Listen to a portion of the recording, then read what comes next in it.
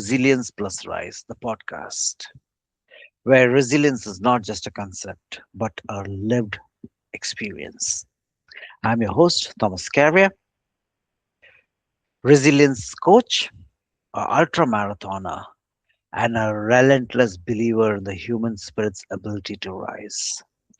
This podcast is based on my book, or I would say the companion of my book, Resilience Plus Rise 26.2 Transformative Miles to Unleash Your Marathon of Life Mindset. Each episode is a raw, unfiltered dive into the stories of who faced life's hardest battles and emerged stronger. It could be that, yeah, you have gone through some of the challenges, but also in this podcast, I'm very fortunate to have people who have risen to a point wherein they are ready to put in the time or give me the time to Mm. have a talk about what the secrets have been for their growth, what success means to them, and looking at life directly into its own eyes and saying, let's do it, buddy. So, with this, I'm so honored and privileged to call David Olcott back to Resilience Plus Rise, the podcast. He's an entrepreneur. He's a writer of a bestseller book, Summarize Success. For people who have not read the book, you all should have a go at it. If you have been inspired by books like The Monk Who Sold His Ferrari or things like that, Summarize Success is works on the parallel lines. A lot of deep learnings, a lot of learning within your own self. It's not a fast read. It's a very, very interesting read, and it allows you to go deeper into your own self. But here today, I wouldn't be talking much about summarize success because if you go back through my podcast, etc., you would see David's conversation about summarize success.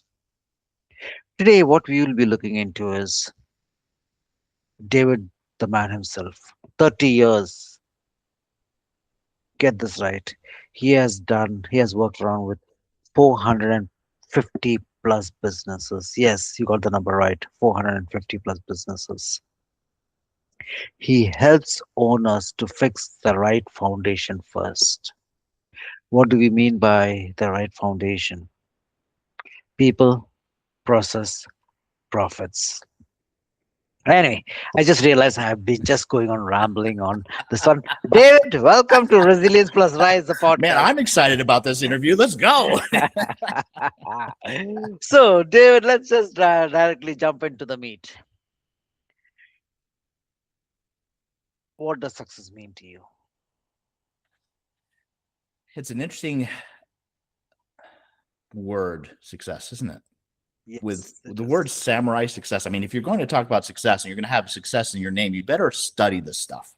True. That's the And reason Thomas, it I just got to came tell up. Yes.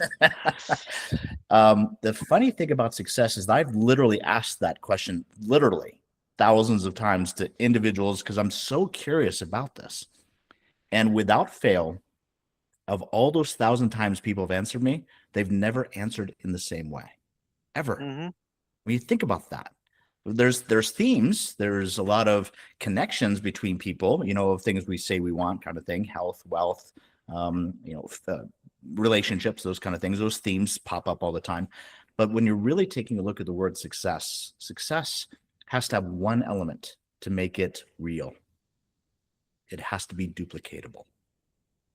Mm, So no okay. matter which way you define it, if you're really going to take a look at the structure, and that's what I love to do this lifetime, is a lot of people want to get in conversations about, what does this mean? And let's define and let give your opinion. There's enough people doing that. Let's dive deeper.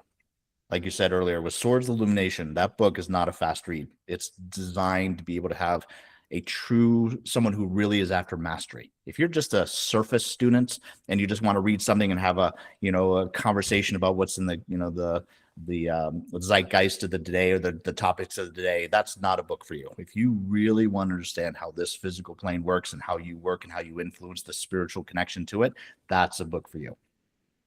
But again, success is one of those things. If you do it one time and you're successful, you can't call it success, you call it luck. True.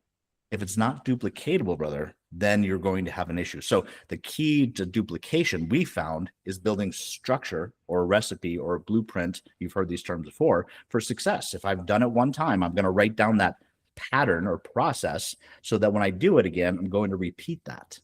And that's one of the secrets you've been talking about during your first introduction today is some of the real secrets of this plane is that consistency, that resilience to go into a process, to fail multiple times, learn from those failures, get feedback from those things, write that process down. And then once you have a process that works, sticking to it. That kind of consistency is absolutely one of the secrets that people are looking for. That's a wonderful way of explaining what success is. But here comes to the next part. I would say is that in just before the conversation took off, we were talking about the current world situation, the economical upheavals, the political upheavals, the environmental upheavals. So, do you think the strand of successes still resonates the same way what it would have resonated few years back, or do you change as per how the environment changed? Because for me, there is a statement which I see it in a very interesting perspective, that is different strokes for different folks. So, what's your take on that? So much of this conversation is about having to do with what our current belief system is around how this physical plane works. And we've Okay. been programmed this way. We've accepted the programming. That's the key to it. All right. So Hmm. I know there's a lot of conspiracy theories that says, hey, the media is telling you this, they're selling you that, they're telling you lies, they're telling you the truth. I didn't want to keep following people's truth because of how passionate they were about it. I've surrounded myself with people that were telling me things they were so passionate about. I believed them and they were true, only to come out later on and find out they weren't true at all. And Okay. I felt betrayed by that strategy. And I kept doing it over and over again. I kept listening to everybody else and what they were saying and the environments that you're talking about, right? All those influences from the environment. And I was like, is there another source that isn't external of me that can give me a better source of truth? And that's the path I've been on for the last 30 years, is finding that pathway that the masters have been saying about for centuries. There's an internal master, Thomas, within you and I. You Exactly. know That's what what we're I talking was thinking about. Is about. that in Summarize Success, you talk totally about the internal mastery, and it is you don't have to look out for the external sources. As a matter of fact, I talk with people who are very high end. You would think we're comfortable, multi gazillionaires, no question about them. We've helped build those empires for them. I will tell you that more money doesn't mean less stress and more comfort. As a matter of Hmm. fact, when you get into certain parts of money, you start understanding how it really works. It actually creates more chaos that you have to deal with. So being comfortable isn't something that people with high net worth ever feel. So it's a really interesting dynamic that, you think, oh, I'm going to get a certain amount of success, money, wealth, whatever it is, and I'm going to finally be comfortable. That's not how this physical plane works, man. You start getting comfortable, you're going to get in trouble real fast. Yeah. See, one of the thing is comfort is one of the biggest enemy of your growth. But then again, there are a couple of things which just came up when you were just mentioning. Number one is that you believed in people because what they saw was their perception, Mm, and they believed in that truth, mm, and they stood by it. yes. If you take that example of Henry Ford, he believed in what he was doing, and it was a success. But for a lot of people, when they see it on the other side of Henry Ford, the arrogance, the way he approached humanity in general, just as workforce, like he was the person who has changed the entire trajectory of making it 9 to 5 type of a job, the supply chain. There is positives, but when you look into it, but he believed in what he was doing. But for a person who wants to see it in a different way, may see it in a different way. So the truths may be totally different for various people. If I believe in the truth of humanness, has a sense of freedom, has a sense of independence. That same truth may not be there in some other parts of the world, wherein your sense of freedom has to go as per a book doctrine and you have to follow that. And that's where your freedom comes from. So it totally depends on it. But anyway, the next part which you mentioned is about searching for success. When we start looking inside, you mentioned about money. A lot of people, they peg or put a benchmark that my success is depending on the symbols that I have, whether it is the cars, whether it is the mansions, whether it is the bank balances. But it's only when you turn internally you realize if you can sleep more peacefully in the evening, that's when the success comes in. So with this, I get another question is that when you are advising or suggesting people about the processes, how do you know? Because when they come to you, they're already in a state of mind of being stressed or things like that. But how do you balance allowing them to see an internal process which has to be balanced and the external environment, as you call it? Let's go back to a moment of this thing called truth and just Okay. pause for a minute with that. There's this belief system that a lot of us share on the planet that the masters have said over and over for centuries that this is not accurate, but we continue to believe in it and it's tearing us apart, literally. And simply knowing this, saying this out loud is going to really create quite a stir because we're so indoctrinated to believe this because Hmm. it's the convincer of every other aspect. It's like that's the center point of all the tentacles that we're dealing with. But there's a centralized belief, Thomas, that we have something in this physical plane called the absolute truth. That is not my understanding of this place. Hmm.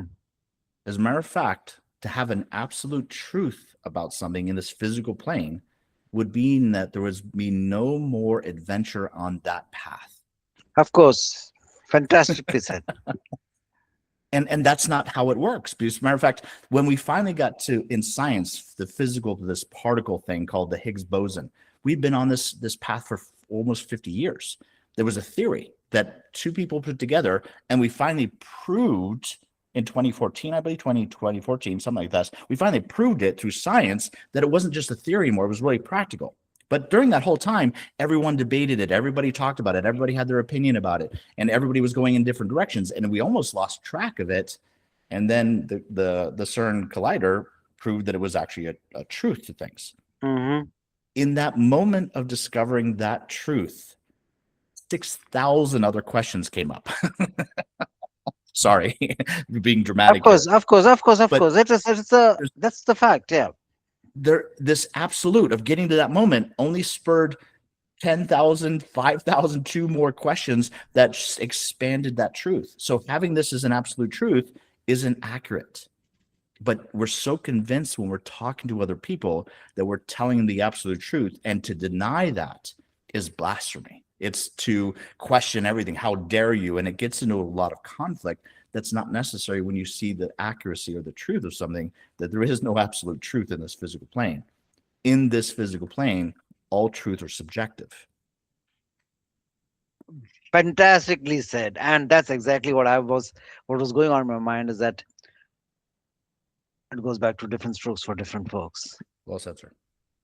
And it's all relative. What was the truth maybe few decades or few centuries back does not hold strong at this point. The earth is flat. Maybe, maybe not. But If there is one truth that I know about that comes as close to an absolute that I can comprehend, it's that change happens. of course, And so if change happens, then if you're fixated on an absolute truth in this moment and change is happening, then you're being left behind. You're not keeping up with the times of change because changes happen. That means an absolute truth is an anchor to a moment in time that you're stuck in and you're not progressing forward. And if the times leave you far enough behind and you're located back here, this is the reason why confusion, stress, frustration, stress happens, because you feel yourself being left behind. Your beliefs are no longer keeping pace with what's really going on in this changed reality. Fantastic. Coming back to the question which I'd asked, is that when you talk about the right foundations first, or right foundation, sorry, about people, process, and profits, and still their internal compass or internal balance. So you had mentioned initially during our conversation, success for you is a structure, understanding the structure. And then, of course, we have got it down to the three P's: people, process, and profits.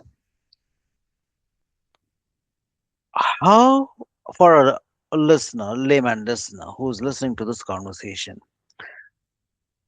how would you simplify it? Let's say that we want to say, if I have to ask you, David, what could be around three to four key elements that you talk about when you're talking about people, process, and profit? And guys, just a note is that I will be putting out David's website down in the comments below. Have a look onto it. He has got free open session about how what the strategies can be. Have a look onto it and see if it hits your vibe and see what happens further to that. But further than that, yeah, David, what's your response to that? Just maybe in three or four statements, what would be key elements that people have to look into if they have to get a structure to? It's not only about business success, because here we are talking all about life itself, coming out and saying that, wow, that was an adventure worth walking through. What's your take on it? So I love to bottom line myself, just so I know. Let's start at the end and then let's work backwards about how we got there. Sure. So the word we're going to talk about is the word called application. Hmm. Now, the whole book, Swords of Illumination, is about reminding you that you can have all the knowledge in the world, because there's a belief system that says knowledge is power. Hmm. This is not as accurate as most people want to believe. As a matter of fact, that's why they're accumulating a lot of knowledge, but they're not doing anything about it. The Mm. doingness is the application. So in our strategy of people, processes, and profits, it actually has the design in here, because who you are, your identity, is the foundation for everything you're going to do in this lifetime. How you approach other people, how you approach yourself, how you approach food, how you approach money, how you approach everything, and how you go after stuff or how you attract stuff. All that is based upon your programming, your identity about who you believe you are in all those different subjects we just talked about: health, wealth, relationships. You have a preconditioned program that was either designed by yourself or by other people, well-meaning or not well-meaning. Hmm. You have this subconscious programming called our people side, and that's where we focus on with the Sophie program and everything else. But that's your who you think you are, your belief about you, your state of being. Now let's talk about the application side, which is the doingness. This is the process development side. Okay. Who you are and how you apply things has to be congruent, Thomas. This is the key Of to it. course. Mm. This is it. Everybody talks about it, but you don't always see the connections between these two things. This is where the rubber meets the road. When you believe who you are and you apply things that are correlated with that, you have something called consistency and congruency. Now, that's really important, because the opposite of that is still consistent, even though it's not congruent. Okay. If I believe I'm a world-class athlete and I sit on the couch over there eating Cheetos, Thomas, I'm a third grader. I can see that those two things don't go together. True. If you do not align your actions with your belief about who you are, you're never going to get to the results you think you're after. I don't care how hard you work. I don't care how much effort you put into it. I don't care how much faith you have. I don't care how much belief you have. You're not understanding how this physical plane works. In this physical plane, the universe rewards congruency. If that was our theme for today, I'm hoping I'm hitting you over the head with this, Thomas, and the rest of this group, because I cannot tell you how powerful enough this is. In my spiritual journey, I believed for a long time, for most of my life, that I needed to increase my conscientiousness. I needed to be a better person. I needed to be able to do these things. That is not how the universe works this place. Hmm. That's something I was sold, because it doesn't describe some of the very evil things that go on the planet, and people seem to be getting away with it. If Yep. a person believes they're a certain person and they do things that are this, the universe is going to reward that. I don't care if it's you see it as negative or positive or good versus evil. The universe doesn't see things that way. It sees things as congruent. Congruency leads to coherence. Coherence is a frequency of vibration of attraction. This is the focal point of your attractor factor. Who you are and your actions staying consistent, congruent. Congruency creates that coherence, and coherence is the focal point of your attractor factor. This is what's pulling all this stuff to you, whether you like it or not. But you're responsible. Now, here's the good news. Because you're responsible, you're in control. If you take the responsibility out of that, which most of us want to do because we don't want to feel judged by other people, and I get all that stuff, but it doesn't change how this physical plane works. And if you're going to continue to seek those external sources for you feeling good inside, you are going to lose this game. Wow. That's heavy. And guys, if you did feel, at least for me, there's a lot of value what was just said. This was just few minutes of its own way. I don't know if I can still classify it as a master class, but then the learning, the wisdom was amazing. So, David, if just being mindful of the time, if there's, as you mentioned, coherence, congruence, sorry, uh, actions, beliefs, all these particular elements coming together. If you have to say a statement before we can cut off, what would that be? Take a look if you're really confused about how this place is working. If you just took this class and this podcast, if you will, and just said, I'm going to apply one thing, this application thing, make sure the things that you believe about you in the subject area you're talking about are congruent. For example, if in Samurai Success, where we use people, processes, and profits, Hmm. profits is our way of measuring how well you're doing as Doing, your yeah. programming and your design work as you're being and you're doing this is creates a result. We measure that result. That's what's so phenomenal about the coaching we do, is that we don't just tell you because of 30 years of experience, 450 clients, 50,000 people. Who cares about all that stuff? I don't care how successful you are, Dave. I am how, thinking about how you can make me successful. Okay, good. That you're on the right track. The key to it then is measuring that is the key part of that success. So when you have the actions you're taking, the belief about you, the actions you're taking, it creates a certain result. We just show our clients, do you like that result? Great. Keep doing what you're doing. If you don't like the result, you have to be willing to take responsibility for those other two areas. And then we help you make that shift. And that's what really creates this idea of this congruency, creates this coherence. And we watch clients that, I'm serious, when we've had clients that are millions of dollars in debt, worth being, almost worth $100 million. These aren't high intellect folks and stuff like that. These are real people really doing good stuff, who give their shirt off their back. That's the folks I want to work with. I want to make those folks successful that have not figured out how this place works. That's my gift back to this place. Wow. Fantastic. And guys, in fact, I just saw that I had kept this book ready to be shown, but it just slipped my mind. Here we are. Mm. Summarize Success, The Sword of Elimination. It's a very beautiful read. Pick it up. It's available on Amazon, and you can go through his website and see where you can get this particular book from. So, David, again, thank you is a small word, but much gratitude for your space and time. Best wishes, my friend.